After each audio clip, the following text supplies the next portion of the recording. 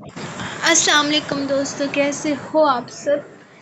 میں ہوں عریج اور آپ ہی اس وقت میرے یوٹیوب چینل عریشہ ناولز پہ آف کورس سیڈ ایپیسوڈ ہے آج کی. میں کوئی وہ نہیں کروں گی کہ بہت اچھا کچھ ہو گیا ہے.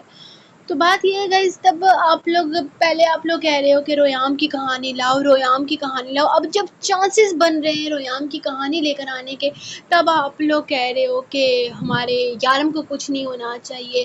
میں ٹک ٹاک پہ جگہ جگہ میں مینشن ہو رہی ہوں، انسٹاگرام پہ ہو رہی ہوں، یوٹیوب پہ ہو رہی ہوں، فیس بک کا تو میرے گروپ کا حال آپ لوگوں کے سامنے ہے. کیا بولوں میں، کیا کروں، مجھے فی الحال تو میں خود بڑی پریشان ہوں. تو یار میں جب ایک کمپلیٹ اینڈنگ سوچ کر اب میں فیصلہ کر رہی ہوں کہ میں نے یہ اینڈنگ کرنی ہے، تب آپ لوگ پھر مجھے پریشرائز کر رہے ہو کہ یہ نہ کرو جی وہ کرو. تو اب جیسا میں نے سوچا ہے ویسا ہی ہوگا. اب میں کوئی سٹوری چینج نہیں کروں گی.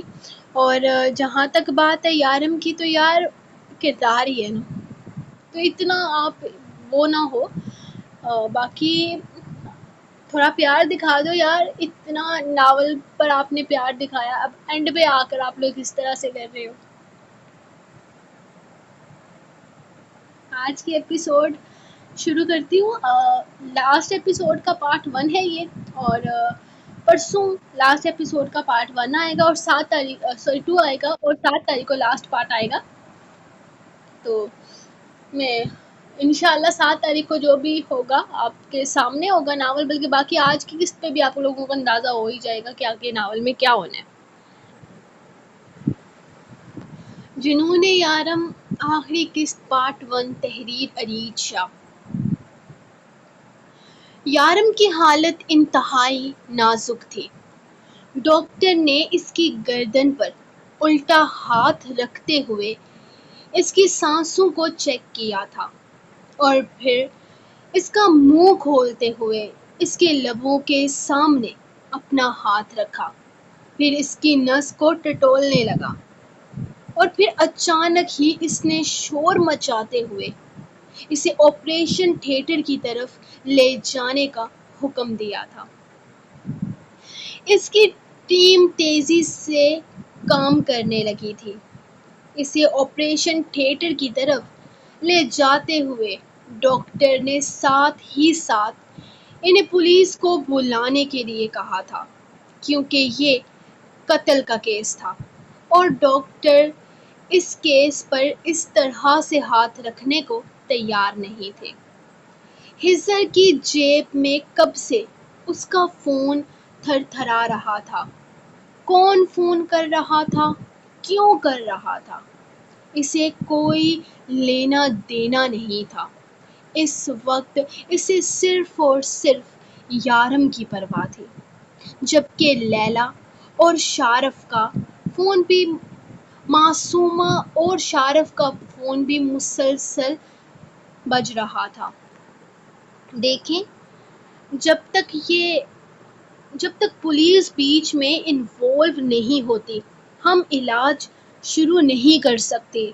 آپریشن شروع کرنے کے لیے ہمیں اس کیس کو درج کروانا ہوگا. یہ پولیس کیس ہے. اگر کوئی بھی نقصان ہوتا ہے تو اس کا الزام سیدھا ہسپتال پر آئے گا. ہمارے ہسپتال کی ریپوٹیشن خراب ہوگی. آپ جلدی کریں، ہم کسی طرح کی تاخیر افورڈ نہیں کر سکتے. نرس نے باہر نکلتے ہوئے عربی میں ان لوگوں سے کہا تھا. شارف، تم جلدی سے سارم کو فون کرو. اسے کہو کہ 2 منٹ کے اندر یہاں پہنچے. ہزر نے کافی غصے سے شارف سے کہا تھا، جبکہ وہ تیزی سے اپنا فون نکالتا فون پر آتی درک کی کال کو کاٹتے ہوئے سارم کا نمبر ملانے لگا تھا. درک مسلسل فون کر رہا تھا، لیکن اب کی دفعہ شارف نے آگے سے فون کاٹ دیا تھا. اسے سمجھ نہیں آیا تھا اس نے فون کیوں کاٹا. اسے دوبارہ سے اسے فون کرنا شروع کیا تو اب کی دفعہ فون مصروف آنے لگا تھا. اس کے ایزی ہونے کا انتظار کرنے لگا تاکہ وہ دوبارہ سے اس سے کال کرنے لگے۔ 3-4 دفعہ فون کرنے پر مسلسل فون بزی ہی آیا۔ اب کہ اس کی پریشانی میں اضافہ ہونے لگا تھا۔ وہ لوگ فون کیوں نہیں اٹھا رہے تھے؟ نہ ہی کوئی جواب دے رہے تھے۔ لوکیشن تک نہیں آ رہی تھی ان کی۔ شارف کے پاس ایک ڈیوائس تھی جو وہ اکثر اپنے کاموں کے لیے استعمال کرتا تھا۔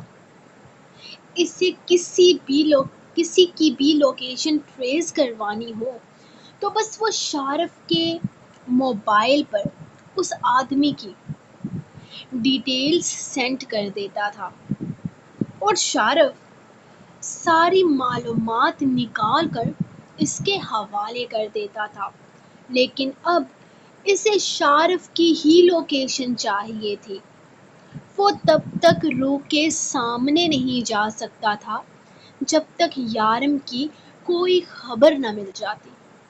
وہ پاگلوں کی طرح سڑک پر دوڑ رہا تھا۔ آخر کہاں چلا گیا تھا یارم؟ اور ان لوگوں کی کوئی خبر کیوں نہیں مل رہی تھی؟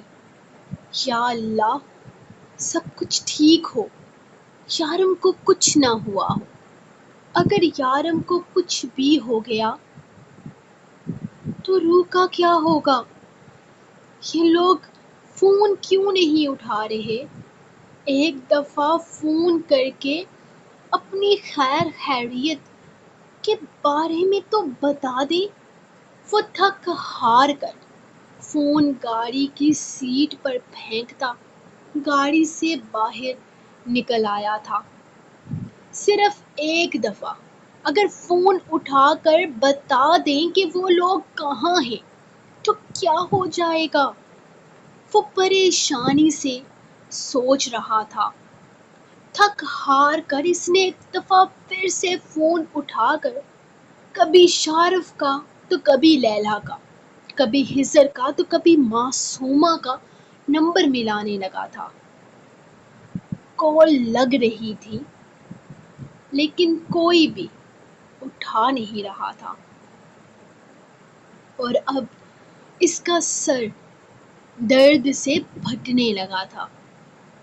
اس کے دل میں بہت ہی الٹے سیدھے خیالات آ رہے تھے اور دل میں آنے والے خیالوں سے تنگ آ کر وہ دوبارہ سے فون اٹھا کر کالنگ میں بزی ہو گیا تھا۔ ارے ہاں شارف، بولو کیسے ہو؟ طبیعت کیسی ہے؟ سب کچھ ٹھیک تو ہے نا؟ یار میں تو گھر پر ہی ہوں، سوچ رہا ہوں تو 3 دن کے لیے کہیں گھومنے پھرنے چلا جاؤں۔ یہ خیام کی شادی سے پہلے نا میں نے چھٹیوں کے لیے اپلائی کیا تھا، منظور ہو گئی ہیں۔ کیا خیال ہے سب مل کر کہیں گھومنے چلیں؟ فون اٹھاتے ہی سارم شروع ہو گیا تھا۔ سارم، وہ یارم، شارف نے کچھ کہنا چاہا لیکن اس کے رندے ہوئے گلے اور بھاری آواز نے اس کا ساتھ نہ دیا۔ آنکھوں سے اچانک آنسو چھلک پڑے تھے۔ وہ یارم کی کنڈیشن بیان نہیں کر پایا تھا۔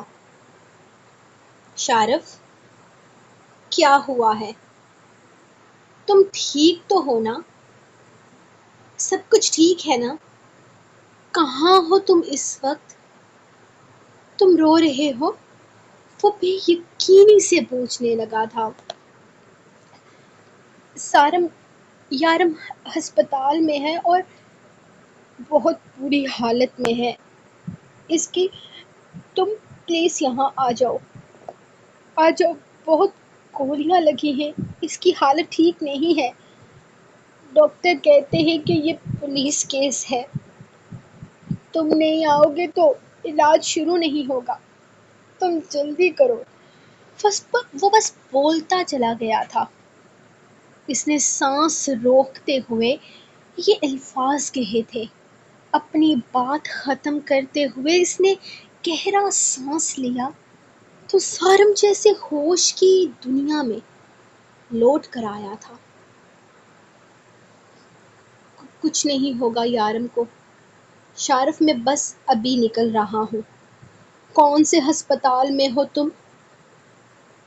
وہ جوتے پہنے بغیر باہر کی طرف بھاگا تھا، جبکہ عروہ جو صبح سے اس کے اور بچوں کی وجہ سے کافی تنگ تھی، اپنے بچوں کو جوتے پہنا کر اس کے جوتے اٹھا کر لائی تھی، لیکن وہ بغیر جوتے پہنے کہاں بھاگ گیا تھا وہ سمجھ نہیں پائی تھی۔ ہاں لیکن اتنا سمجھ گئی تھی کہ کچھ نہ کچھ غلط ہوا ہے، ورنہ سارم تو ایسا کبھی نہیں کرتا تھا۔ وہ بہت نفاست پسند انسان تھا، اس طرح اس کا جانا کوئی معمولی بات نہیں تھی۔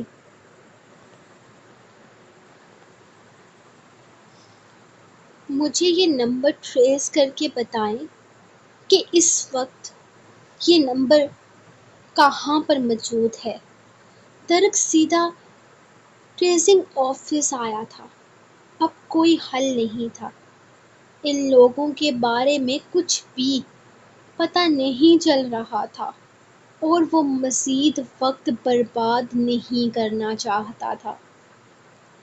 اسی لیے اس نے شارف کے علاوہ ہزر کا نمبر بھی ٹریسنگ آفیسر کے سامنے رکھا تھا، جس نے کچھ اماؤنٹ لیتے ہوئے اس نمبر کی انفارمیشن لیتے ہوئے اس کے حوالے کی تھی۔ ایک دفعہ وہ سارم کے ساتھ بھی یہاں ٹریسنگ آفس میں آ چکا تھا۔ یقیناً سارم کی وجہ سے ہی اس آفیسر نے جلدی سے اسے نمبر ٹریس کر کے دیا تھا۔ یقیناً وہ اسے سارم کا ساتھی سمجھ رہا تھا۔ شاید اسے لگ رہا تھا کہ وہ بھی کوئی پولیس والا ہے اور اپنی مدد کے تحت یہاں پہنچا ہے۔ سر، یہ نمبر اس وقت ہسپتال میں ہے۔ دبئی کا بہت بڑا ہسپتال ہے اور یہ نمبر اس وقت وہاں سے آن لائن ہے، اور یہ دوسرا نمبر ہے، یہ بھی وہیں پر اس وقت ہے۔ میں آپ کو لوکیشن دیتا ہوں۔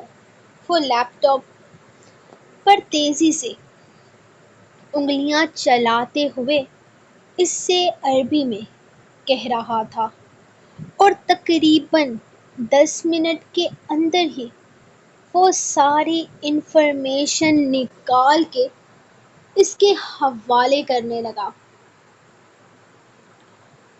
وہ لوکیشن دبئی کے ایک بہت ہی بڑے ہسپتال کی تھی۔ وہ لوگ ہسپتال میں کیوں تھے اسے سمجھ نہیں آیا تھا۔ کیا یارم پر ہوا حملہ خطرناک تھا؟ کیا وہ اس نوع کا حملہ تھا کہ اس نے یارم کو ہسپتال پہنچا دیا تھا؟ کیا یارم ٹھیک ہوگا؟ اسے سمجھ نہیں آ رہا تھا۔ وہ کچھ غلط نہیں سوچنا چاہتا تھا، لیکن دماغ میں بہت ساری سوچوں نے ڈیرا ڈالا ہوا تھا۔ وہ گھر تو ہرگز نہیں جانے والا تھا جب تک اسے یارم کے بارے میں سب کچھ پتہ نہ چل جائے۔ وہ روح کے سامنے نہیں جانا چاہتا تھا، بلکہ وہ تو یارم کو اپنے ساتھ روح کے سامنے لے کر جانا چاہتا تھا۔ اس نے جلدی سے اپنی گاڑی کا رخ اس ہسپتال کی جانب کیا تھا۔ وہ سیدھا ہسپتال ہی جا رہا تھا۔ اب وہیں چل کر اسے کچھ نہ کچھ پتہ چلنا تھا۔ اس کا دل گھبرا رہا تھا، جبکہ وہ مسلسل دعائیں مانگ رہا تھا کہ یارم بالکل ٹھیک ہو، اسے کچھ بھی نہ ہوا ہو۔ اگر یارم کو کچھ بھی ہوتا تو روح کا کیا ہوتا؟ وہ سوچ کر رہ گیا۔ دل تھا کہ سوکھے پتے کی مانند کانپ رہا تھا۔ کچھ غلط ہونے کا احساس اتنا زیادہ حاوی ہونے لگا تھا۔ یارم ٹھیک تو ہوگا، بس یہی ایک ڈر تھا جو بار بار اس کے دل میں آ رہا تھا، جسے وہ جھٹک دیتا اور اس طرح کا کوئی بھی خیال اپنے دماغ میں لانا ہی نہیں چاہتا تھا۔ اپنی بہن کی آنکھوں میں آنسو وہ برداشت نہیں کر سکتا تھا۔ اس کی تکلیف اس کی برداشت سے باہر تھی۔ یارم جہاں بھی ہو، ٹھیک ہو، بس وہ یہی دعا کر رہا تھا، جبکہ اس کی گاڑی کی سپیڈ اس کے دل کی دھڑکنوں کی طرح کبھی تیز تو کبھی سلو ہو رہی تھی۔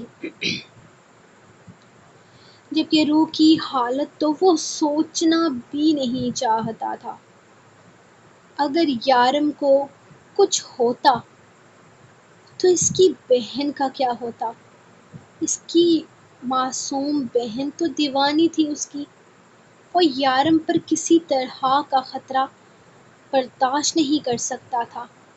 اسے کیسے بھی یارم تک پہنچنا تھا۔ اس کا فون بھی مسلسل بج رہا تھا۔ اس کے فون پر مسلسل پری کی کالز آ رہی تھی۔ یقیناً اسے کال کرنے والی روح ہی تھی۔ وہ یارم کے بارے میں جاننا چاہتی تھی اور وہ کچھ بھی نہیں جانتا تھا یارم کے بارے میں۔ روح پلیز رونا بند کرو، سب کچھ ٹھیک ہو جائے گا۔ یارم بھائی بالکل ٹھیک ہوں گے۔ تم نہ اس طرح سے رو کر انہیں بھی پریشان کر دو گی اور پھر وہ یہاں آ کر مجھ پر غصہ کریں گے کہ میں نے تمہیں چپ نہیں کروایا۔ تم جانتی ہو نا تمہارے آنسو انہیں تکلیف دیتے ہیں۔ پلیز رونا بند کرو۔ دیکھو نا رویام بھی کتنا پریشان ہو گیا ہے۔ وہ اسے رویام کی موجودگی کا احساس دلانے لگی، جو اس کی گود میں بیٹھا بس اپنی ماں کو روتے ہوئے دیکھ رہا تھا۔ مجھے بہت ڈر لگ رہا ہے، کچھ غلط ہوا ہے، کچھ بہت غلط ہوا ہے جو نہیں ہونا چاہیے تھا۔ میرے یارم نہ جانے کس کنڈیشن میں ہے۔ وہ فون نہیں اٹھا رہے، مجھ سے بات نہیں کر رہے۔ چاہے کچھ بھی کیوں نہ ہو جائے وہ مجھ سے بات ضرور کرتے ہیں۔ میں کتنی پریشان ہوں، بے چینی سے میری جان جا رہی ہے۔ اگر وہ ٹھیک ہوتے تو وہ مجھے لازمی فون کرتے اور مجھے اپنی خیریت کے بارے میں ضرور بتاتے۔ ان کا فون نہیں آیا۔ وہ ٹھیک نہیں ہے پری، کچھ ہوا ہے، کچھ بہت غلط ہوا ہے، وہ تڑپتے ہوئے بول رہی تھی، جبکہ اس کی طرف پر پریشانی سے وہ بار بار درک کو فون کر رہی تھی، لیکن درک بھی فون نہیں اٹھا رہا تھا۔ نہ جانے وہ کہاں تھا۔ جبکہ روح کی حالت دیکھ کر وہ پریشان ہو چکی تھی۔ وہ روح کے پاس بیٹھی اس کے ہاتھ تھامے ہوئے تھے۔ رو رو کر روح کو بخار ہو چکا تھا، جبکہ رویام تو اس کی گود سے اترنے کو تیار ہی نہیں تھا۔ یقیناً وہ اپنی ماں کی کنڈیشن کو سمجھ نہیں پا رہا تھا۔ اسے روتے دیکھ کر وہ بہت زیادہ پریشان ہو چکا تھا۔ وہ اس وقت پری کے پاس بھی جانے کو تیار نہیں تھا، اسے اپنی ماں کے پاس رہنا تھا۔ لیلا خاموشی سے اسے بھاگتے ہوئے دیکھ رہی تھی۔ وہ جتنا ہو سکے اتنا تیز بھاگنے کی کوشش کر رہا تھا۔ لیلا نے آہستہ سے گاڑی کا فرنٹ ڈور کھول کر باہر قدم رکھا تھا۔ اس کے ہائی ہیل میں مقید نازک قدم باہر سڑک تک آئے تھے۔ وہ آہستہ آہستہ چلتی سڑک کے بیچوں بیچ جا کر رکی تھی۔ اس نے سامنے بھاگتے امجد کو دیکھا اور پھر اپنی پستول کو لوڈ کرتے ہوئے اس نے پیچھے سے اس کا نشانہ لیا تھا۔ وہ تیز بھاگ نہیں پا رہا تھا کیونکہ اس کے پیر پر چاقو اب تک کبا ہوا تھا۔ وہ جہاں جہاں جا رہا تھا اس کا خون سڑک پر پھیلتا جا رہا تھا۔ اس نے گولی چلانے کے لیے ٹریگر دبایا تھا، لیکن پھر گولی اسے مارنے کے بجائے اس نے سڑک کے بیچوں بیچ ماری تھی۔ وہ اتنی آسان موت ڈیزرو نہیں کرتا تھا۔ ہاں لیکن وہ الرٹ ہوا اور اپنی رفتار تیز کر گیا۔ اس کے خون کے نشان کے پیچھے پیچھے آہستہ آہستہ وہ چل رہی تھی۔ سفید شرٹ اور بلو جینز میں وہ ہمیشہ کی طرح اپنا نازک مگر خطرناک سراپا لیے آگے بڑھ رہی تھی۔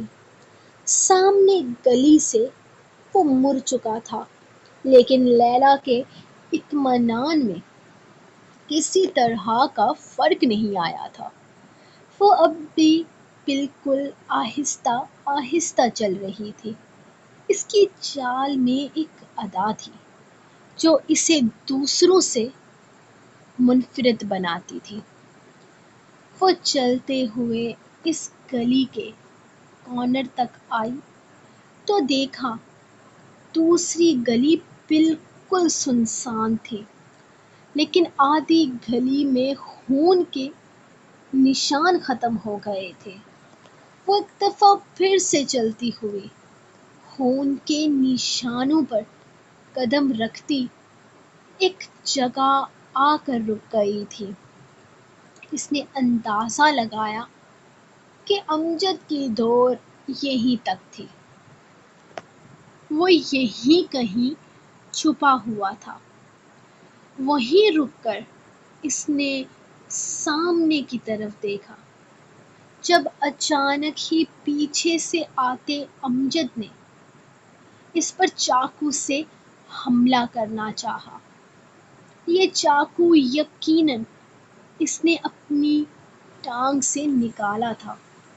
اپنی جان بچانے کے لیے اس نے چھوٹی سی کوشش کی تھی جس میں لیڈی ڈیول نے اسے ناکام بناتے ہوئے اس کا ہاتھ پکڑا تھا اور ایک جھٹکے سے اسے کھینچ کر وہ ہڈیاں ٹوٹنے کی آواز کو نظر انداز کرتی اسے چیخنے پر مجبور کر گئی تھی۔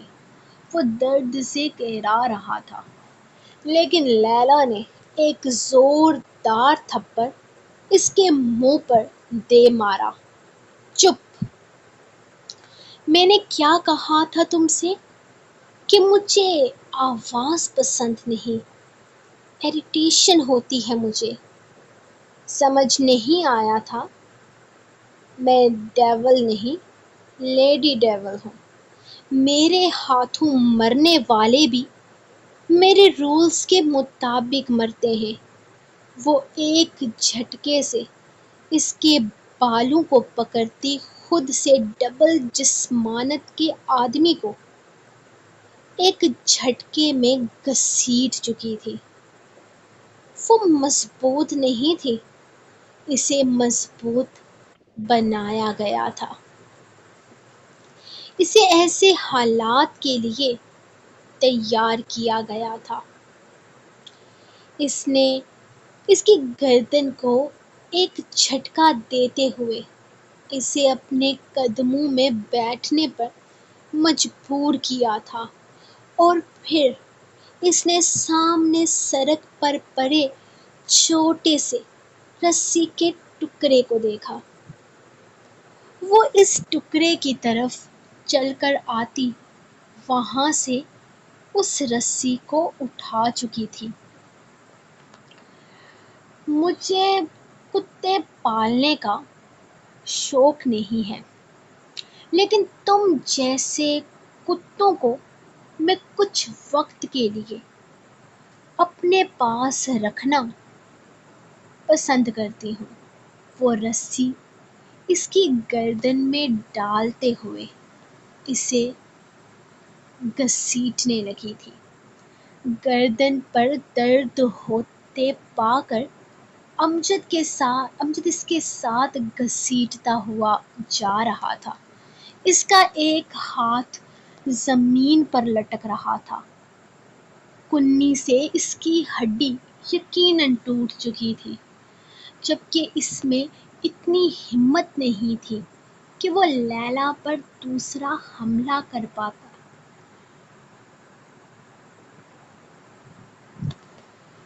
کیونکہ اتنا تو وہ سمجھ چکا تھا کہ یہ لڑکی صرف دکھنے میں نازک ہے، ورنہ وہ اس کی 7 نسلیں ہلانے کی طاقت رکھتی ہے۔ وہ اسے لے کر سیدھی یارم کے آفس میں آئی تھی۔ اندر آتے ہوئے اس نے ایک جھٹکے سے ٹارچر روم کا دروازہ کھولا تھا، اور پھر ایک دھکا دے کر امجد کو اندر کی طرف پھینکتی ہوئی وہ دروازہ بند کر گئی تھی۔ مجھے معاف کر دو، مجھ سے غلطی ہو گئی۔ میں تمہارے آگے ہاتھ جوڑتا ہوں۔ دیکھو، مجھ سے بہت بڑی غلطی ہو گئی ہے۔ میں نے اپنی جان بچانے کے لیے ڈیول پر گولی چلائی تھی۔ مجھے معاف کر دو۔ دیکھو، میں تمہارے سامنے ہاتھ جوڑتا ہوں، وہ بول رہا تھا، جبکہ لیلا سامنے پڑے انجیکشن میں کوئی کیمیکل ملا رہی تھی۔ اریٹیٹ مت کرو مجھے میں کوئی اور کیمیکل ملا کر تمہیں موت کی نیند نہ سلا دوں۔ فی الحال میں نے تمہیں مارنا نہیں ہے، میں صرف تمہیں انجیکشن لگانا چاہتی ہوں تاکہ یہ جو تکلیف میں نے تمہیں دی ہے نا، اس تکلیف سے تم آزاد ہو سکو۔ دیکھو، یہ انجیکشن ہے، یہ جب میں تمہارے جسم میں انجیکٹ کروں گی نا، اس سے تمہاری ساری تکلیف ختم ہو جائے گی۔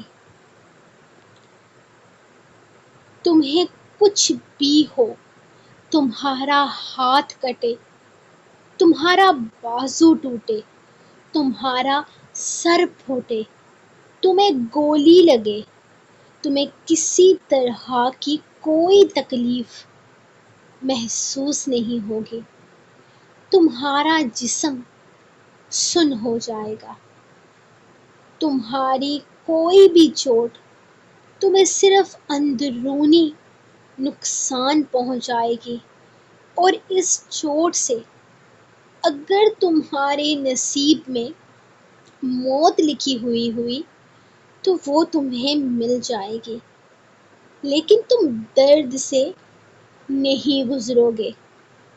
یہ تمہاری بہتری کے لیے ہے، لیکن تم مجھے ڈسٹرب کر رہے ہو۔ میں ایک ہیکر ہوں، میں کوئی ڈاکٹری نہیں جانتی ہوں، مجھے جتنا آتا ہے مجھے سکون سے کرنے دو، ورنہ تم درد سے مر جاؤ گے۔ وہ اسے سمجھاتے ہوئے بولی تو امجد لمحے میں پیچھے ہٹا تھا۔ وہ اس کا درد کم کرنے کی کوشش کر رہی تھی، لیکن ایسا کیسے ممکن تھا؟ وہ تو دشمن تھی، وہ تو اسے تکلیف دینا چاہتی تھی، تو پھر وہ اس کا درد کم کیسے کر سکتی تھی؟ وہ پریشان تھا، جبکہ وہ اس کا بازو پکڑے اس کے جسم میں انجیکشن لگا رہی تھی۔ ریلیکس، ریلیکس، تم ٹھیک ہو نا؟ اب تمہیں کسی طرح کا کوئی درد تو نہیں ہو رہا نا؟ میں بس یہی چاہتی تھی کہ تمہیں ہر درد سے راحت مل جائے،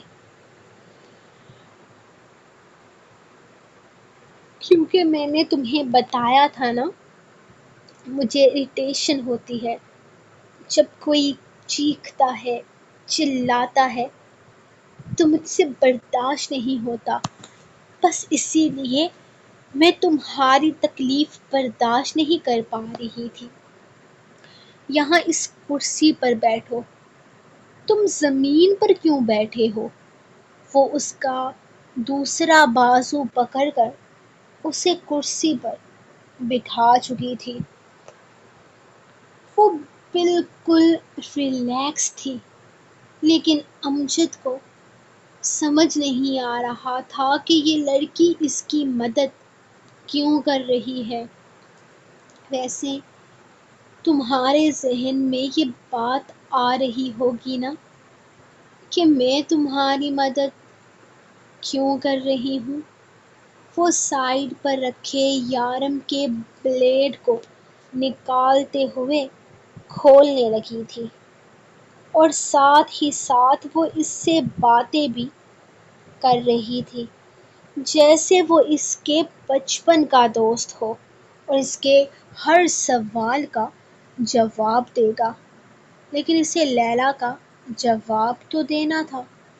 اس نے فوراً ہاں میں سر ہلایا تھا۔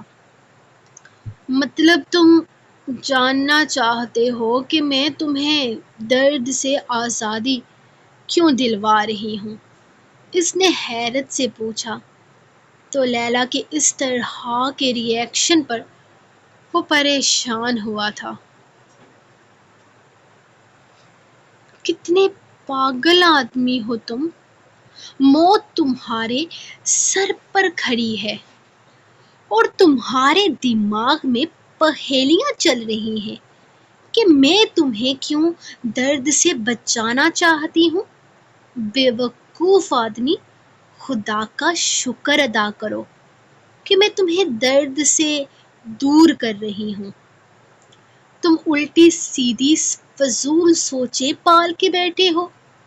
لیلا نے ناراضگی سے کہا، تم بھی نا امجد اس طرح کی حرکتیں کرتے بالکل بھی اچھے نہیں لگتے۔ وہ سارے بلیڈز کھول کر اس کے پاس آ رکی تھی، جبکہ امجد حیرت سے اسے دیکھ رہا تھا۔ اس نے نرمی سے وہاں موجود ہتھ کری اٹھا کر امجد کا ایک ہاتھ کرسی پر باندھا تھا، دوسرا ہاتھ اس کا ٹوٹا ہوا تھا۔ اسے باندھنے کی ضرورت نہیں تھی۔ یہ تم کیا کر رہی ہو؟ تم تو میری مدد کر رہی تھی نا؟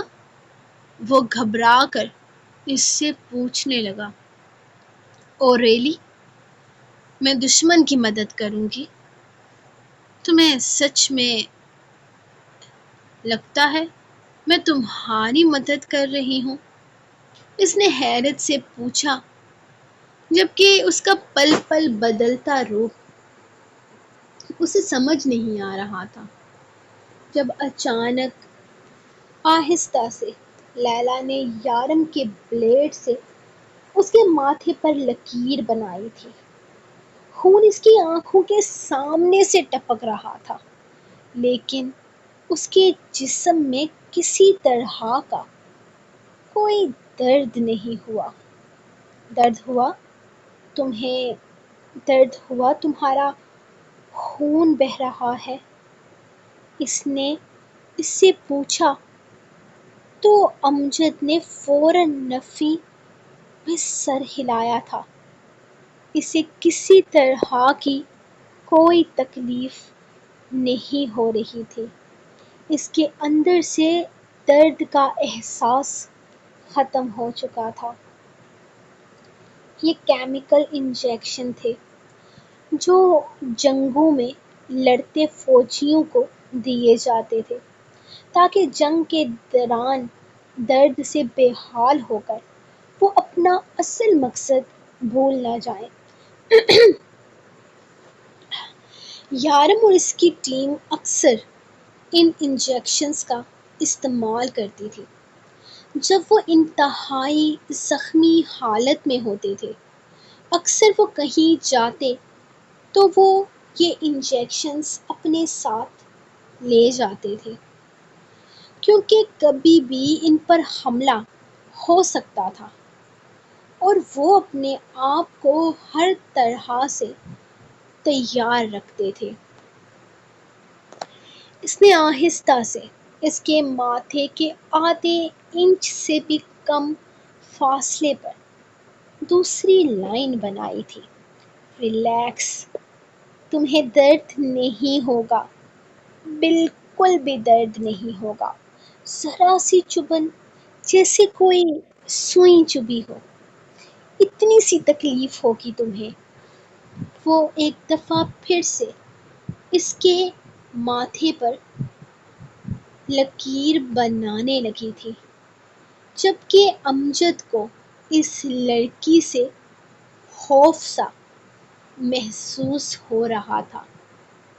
وہ تھوڑے فاصلے پر مزید لائن بنا رہی تھی اور پھر وہ لائنز بناتی چلی گئی۔ اس کے پورے چہرے پر چھوٹے چھوٹے کٹ لگے ہوئے تھے۔ وہ آہستہ آہستہ اس کے گردن پر بالکل باریک سی لائن کھینچ رہی تھی۔ اس کے نشان انتہائی چھوٹے چھوٹے تھے، لیکن اسے درد نہیں ہو رہا تھا۔ اس نے ایک جھٹکے سے اس کے کندھے سے اس کی شرٹ کو کھینچ کر پھاڑا تھا اور پھر اس نے وہی نشان اس کے بازو اور سینے پر بنائے تھے۔ اپنا کام اطمینان سے کرتے ہوئے وہ ٹیبل پر جا کر بیٹھتی اسے دیکھنے لگی تھی۔ زمین پر امجد کے خون کی بوندیں تیزی سے نچل رہی تھی۔ اس کا خون ضائع ہو رہا تھا، جبکہ امجد پریشانی سے اپنا خون دیکھ رہا تھا۔ اسے تکلیف نہیں ہو رہی تھی، لیکن وہ مر رہا تھا۔ اس کا خون ضائع ہو رہا تھا۔ یہ لڑکی کتنی شفاف تھی، وہ بس سوچ ہی سکا تھا۔ مائی ڈیئر امجد، یہ جو انجیکشن میں نے تمہیں لگایا ہے نا، اس کا اثر صرف آدھے گھنٹے تک رہے گا۔ مزید 1 گھنٹے میں یہ جتنے زخم میں نے تمہیں دیے ہیں نا، یہ سارے تمہیں تکلیف دیں گے، اور اتنی تکلیف دیں گے کہ تم چیخو گے، تڑپو گے، چلاؤ گے، اور اپنے کیے پر پچھتاؤ گے۔ بی ریڈی، فکر مت کرو، میرے دیے زخموں سے تم مرو گے نہیں، کیونکہ یہ ڈیول کے دیے زخم نہیں ہیں جو تمہیں موت کے منہ میں پہنچا دیں۔ میرے زخم بہت گہرے نہیں ہیں، تمہاری کوئی بھی نس نہیں کاٹی، فکر مت کرو، اس سے صرف تمہیں تھوڑی سی تکلیف ہوگی، اور یہ زخم جو میں نے دیے ہیں، یہ تمہیں چیخ چیخ کر اپنے ہونے کا احساس دلائیں گے۔ مجھے یقین ہے تمہارا ایک ایک زخم تمہیں تمہاری غلطی کا احساس دلائے گا۔ پھر ملیں گے کل 8 بجے، میں واپس آؤں گی تمہیں ان سارے درد سے دوبارہ گزرنے کے لیے، ایک اور انجیکشن لگانے کے لیے۔ وہ اس کے کان میں سرگوشی نما آواز میں کہتی، وہاں سے باہر جانے لگی تھی، جبکہ امجد چلا رہا تھا، چیخ رہا تھا، اس سے معافی مانگ رہا تھا۔ وہ ٹارچر روم کا دروازہ بند کرتی آفس سے نکلتی چلی گئی تھی۔ اس کا ارادہ سیدھا ہسپتال جانے کا تھا۔ سارم ننگے پیر ہسپتال پہنچا تھا، جہاں شارف دروازے کے پاس کھڑا تھا، جبکہ حضر کبھی اٹھ کر کھڑا ہو جاتا تو کبھی زمین پر بیٹھ جاتا۔ معصومہ وہیں پاس رکھے ڈیسک پر بیٹھی ہوئی تھی۔ سارم تیزی سے بھاگتے ہوئے ان کے پاس پہنچا تھا۔ کیا ہوا ہے یارم کو؟ کیسے لگی گولیاں؟ کس نے چلائی گولیاں؟ بتاؤ مجھے۔ وہ پریشانی سے حضر کے پاس زمین پر بیٹھتے ہوئے اس سے پوچھنے لگا تھا۔ وہی بچوں والا کیس، ان سب چیزوں کے پیچھے امجد تھا۔ امجد مرا نہیں تھا، نہ آج نہ پہلے کبھی۔ امجد نے یہ سارا گیم کھیلا تھا۔ یارم کے پاس جو مسٹری باکس تھا، اس کو حاصل کرنے کے لیے اس نے اپنی بیٹی خیام کا استعمال کیا۔ خیام کا ہمارے پاس آنا، ان سارے ثبوتوں کا ہمارے ہاتھ لگنا، یہاں تک کہ اس چیز کے بارے میں جانتے ہوئے اس پر صحیح غلط طریقے سے کام کرنے والے 400 لوگ جن کو یارم نے ختم کیا تھا، ان کے بارے میں ساری انفارمیشن ہمیں امجد نے دی تھی۔ اس فائل میں بہت ساری انفارمیشن تھی ان لوگوں کی، جو امجد نے موت کا کھیل کھیلنے سے پہلے یارم کے حوالے کی تھی۔ وہ کبھی مرا نہیں تھا، ہمیشہ سے زندہ تھا۔ وہ چھپ کر ہم پر نظر رکھے ہوئے تھا۔ اس کا مقصد وہ مسٹری باکس حاصل کرنا تھا، جس میں وہ اصل فارمولا تھا، موم بنانے والا فارمولا، جو اسے کروڑوں اربوں کی جائیداد دے سکتا تھا۔ اس کی چابی خیام کے گلے میں تھی۔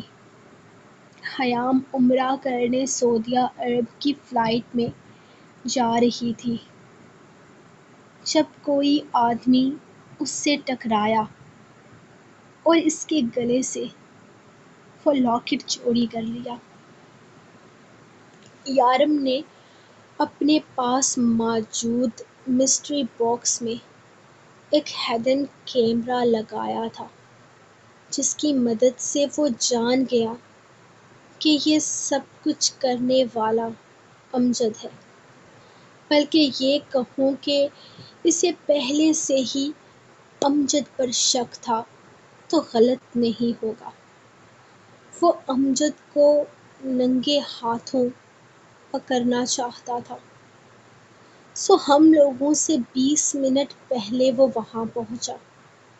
جب تک ہم پہنچے تب تک امجد نے پیچھے سے یارم پر حملہ کیا تھا۔ پہلے اسے چاقو مار کر زخمی کیا اور پھر اس پر گولیاں چلا کر۔ خضر نے اسے تفصیل سے بتایا تھا۔ تو یارم کا دھیان کیوں نہیں تھا؟ یارم تو ہر وقت الرٹ رہتا ہے۔ اسے پتہ کیسے نہیں چلا کہ کوئی اس پر حملہ کرنے والا ہے؟ کہاں پر تھا اس کا دھیان؟ ایسی کون سی چیز تھی جس نے اسے اتنے برے طریقے سے گھمایا تھا کہ اس کا دھیان امجد کے حملے پر بھی نہیں گیا؟ وہ پریشانی سے پوچھنے لگا تھا۔ یارم جیسا انسان جو ہر وقت چوکنا رہتا تھا، ہر وقت اپنے آس پاس ہوتی چیزوں پر نظر رکھتا تھا، وہ کیسے خود سے اتنا بیگانہ ہو سکتا تھا کہ کوئی اس پر وار کر جائے اور اسے پتہ نہ چلے؟ یارم بھائی کے فون پر اس وقت روح کی کال چل رہی تھی۔ میں یہ تو نہیں جانتی کہ وہ روح سے کیا بات کر رہے تھے، لیکن جب ہم انہیں ہسپتال لے کر آ رہے تھے تب میں نے ان کے فون پر آخری کال دیکھی تھی، اور اس کے بعد یارم بھائی کے فون پر بہت ساری کالز آ رہی تھی، روح کی، ترک کی، پری کی۔ میں نے فون بند کر دیا۔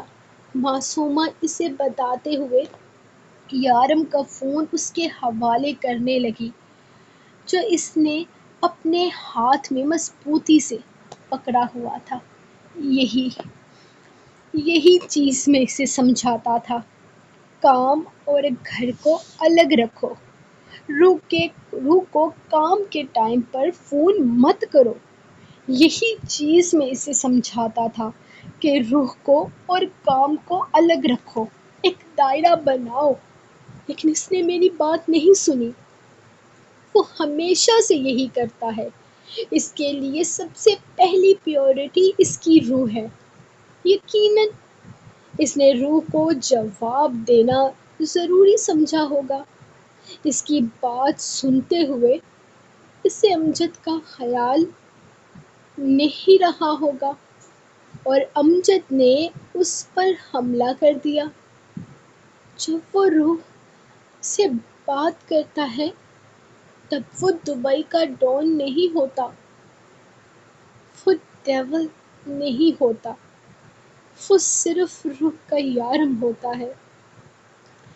اسے کسی چیز کا سے کوئی مطلب نہیں ہوتا، وہ اپنا مقام، اپنا عہدہ سب کچھ بھول جاتا ہے۔ اسے بس یہ پتہ ہوتا ہے کہ اس کی روح اسے فون کر رہی ہے، وہ اس سے بات کرنا چاہتی ہے، اور بس ختم۔ خضر پریشانی سے اپنے چہرے پر ہاتھ پھیرتا اب کی دفعہ شدت سے رو دیا تھا، جبکہ اس کا اس طرح سے رونا سارم کو پریشان کر رہا تھا۔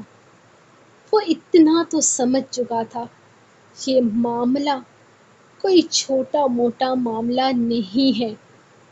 یارم کی کنڈیشن ہرگز نارمل نہیں ہے، ورنہ وہ اس طرح باہر بیٹھ کر ٹوٹ پھوٹ کا شکار نہیں ہوتے۔ وہ مضبوط اعصاب کے مالک تھے، وہ اتنے بڑے گینگ کے ساتھ کام کرتے تھے۔ ایسا ایسا ممکن ہی نہیں تھا کہ یارم کی کسی چھوٹی موٹی چوٹ پر وہ اس طرح سے بیٹھ کر رو رہے ہوتے۔ لیلا کہاں ہے؟ ان تینوں کو اپنی اپنی پریشانی میں چھپ چھپ کر آنسو بہاتے دیکھ سارم نے سوال کیا۔ پتہ نہیں کہاں ہے، لیکن اتنا پتہ ہے کہ اسے اس وقت یہاں ہونا چاہیے تھا۔ یہاں پر ہمارا یارم ہسپتال میں اتنی بری کنڈیشن میں ہے۔ اسے 6 گولیاں لگی ہیں، اس پر خنجر سے حملہ کیا گیا ہے، اور لیلا یہاں نہیں ہے۔ ہم فیملی ہیں اس کی، اسے ہمارے ساتھ ہونا چاہیے تھا۔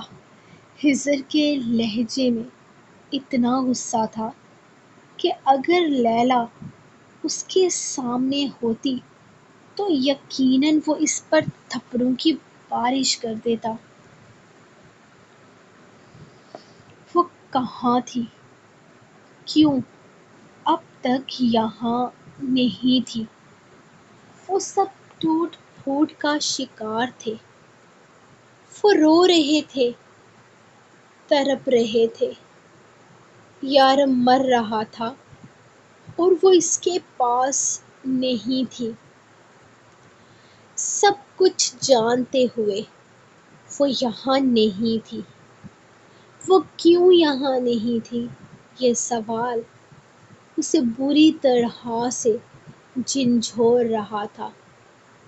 میں ڈاکٹر سے مل کر آتا ہوں، اس نے کہتے ہوئے اندر کیبن کی طرف قدم بڑھائے تھے۔ یہاں آتے ہوئے گاڑی میں اس نے ڈاکٹر کو فون کر کے یارم کا آپریشن سٹارٹ کرنے کے آرڈرز دیے تھے،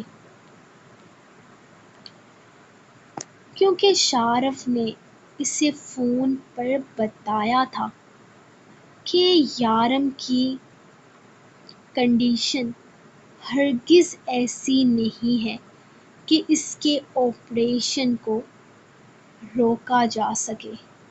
اس کا علاج جلد سے جلد شروع ہونا بے حد ضروری تھا۔ تبھی اس نے ڈاکٹر سے خود بات کی تھی۔ کیس درج ہو چکا تھا۔ یہ چیز کنفرم کر کے اس نے ڈاکٹر نے یارم کا آپریشن سٹارٹ کر دیا تھا۔ وہ ان کی لوکیشن ٹریس کر کے سیدھا ہسپتال پہنچا تھا، اور ہسپتال پہنچتے ہی اس کا دل چاہا کہ وہ ان سب کو شوٹ کر دے۔ وہ سب لوگ یہاں پر موجود تھے۔ وہ تیزی سے ان کے پاس آتا، سامنے شارف کو دیکھ کر ایک زوردار مکہ اس کے منہ پر مار چکا تھا۔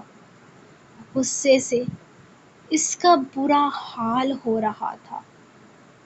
وہ 8 گھنٹوں سے انہیں تلاش کر رہا تھا، اور اب کہیں جا کر وہ اسے ملے تھے۔ شارف نے آگے سے کسی طرح کا کوئی ری ایکشن نہیں دیا، بس ایک نظر اسے دیکھ کر وہ ایک طرف ہو گیا تھا۔ اس نے جس طرح سے اس کے منہ پر مکہ جھاڑا تھا، اسے امید تھی کہ وہ ایسا ہی مکہ اس کے منہ پر مار کر اپنا بدلہ لے لے گا، لیکن ایسا نہیں ہوا۔ وہ اتنا خاموش تھا کہ حد نہیں، اور اس کی خاموشی نے ترک کو ڈرا دیا تھا۔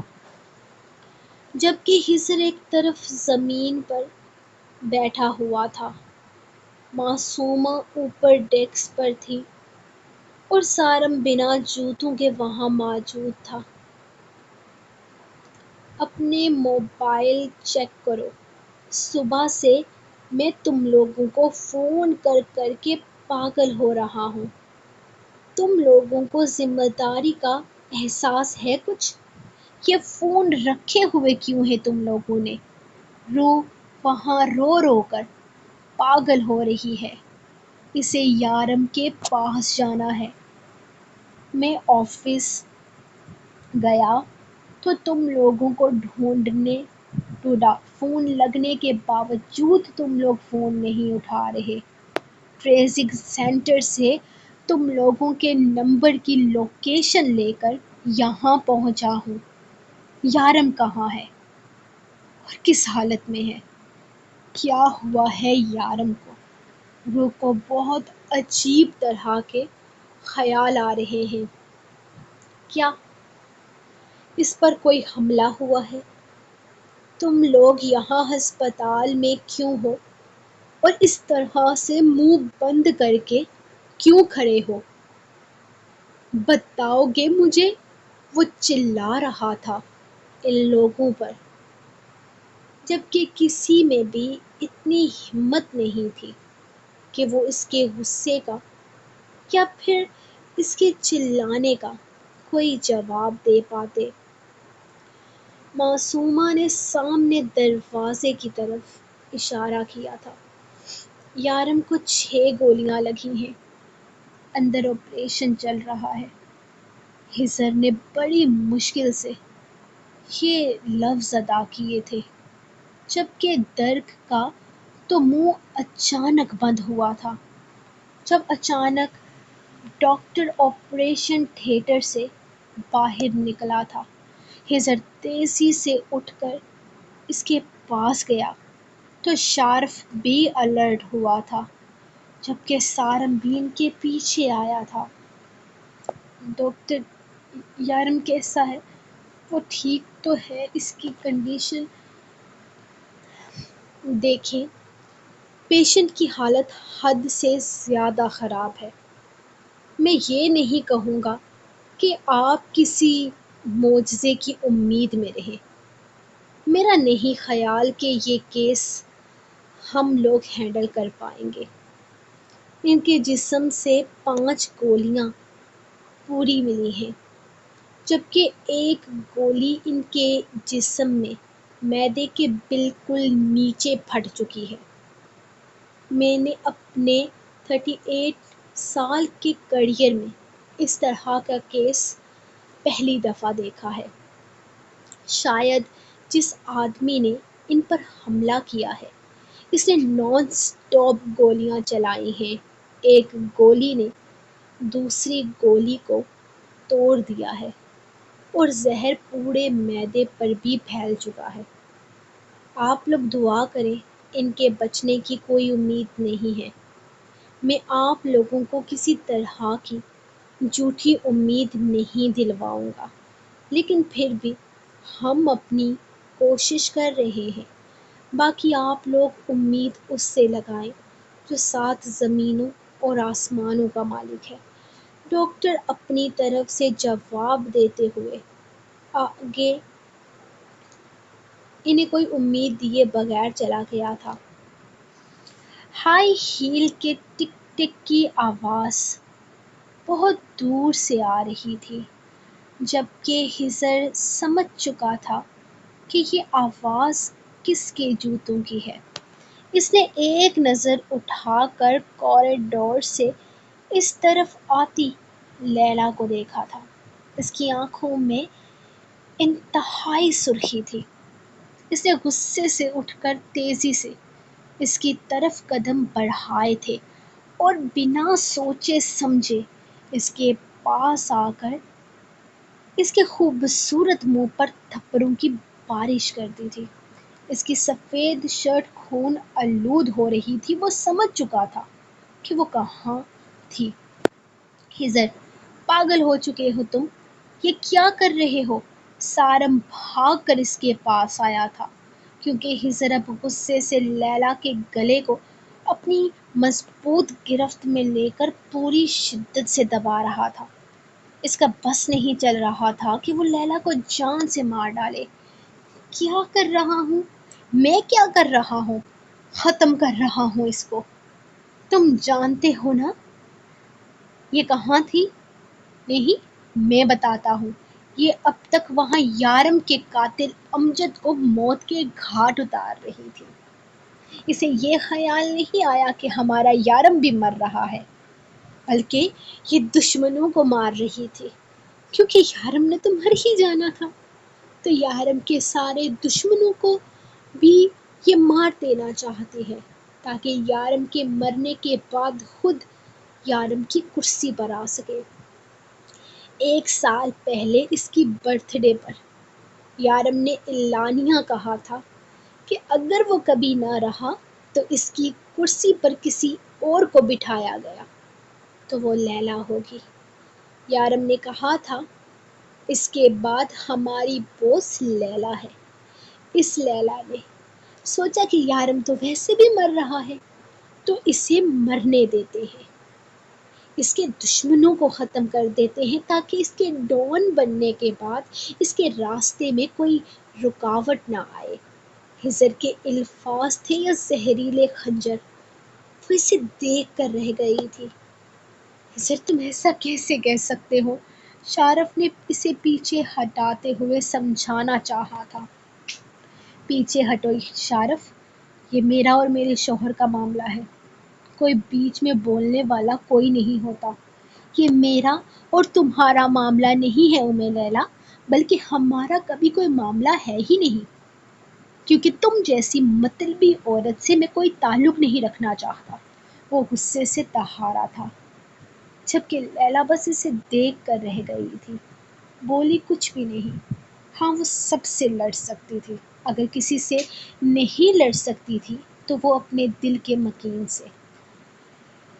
سو گائز، یہ تھی آپ لوگوں کی آج کی ایپیسوڈ۔ تھینک یو سو مچ۔ پچھلی ایپیسوڈ پہ آپ لوگوں نے کافی سارے لائکس دیے، اور تھینک یو سو مچ آپ کی ٹک ٹاک کی ویڈیوز، انسٹاگرام کی ویڈیوز اور میسیجز اور فیس بک پر آپ کی پوسٹس، یار تھینک یو سو مچ اتنا پیار دینے کے لیے اس ناول کو۔ اور پچھلی ایپیسوڈ پہ آپ لوگوں نے کافی سارے لائکس کیے، اور اگلی ایپیسوڈ پر بھی میں آپ سے اچھی امید رکھتی ہوں، کیونکہ یہ ایپیسوڈ لانگ بھی تھی۔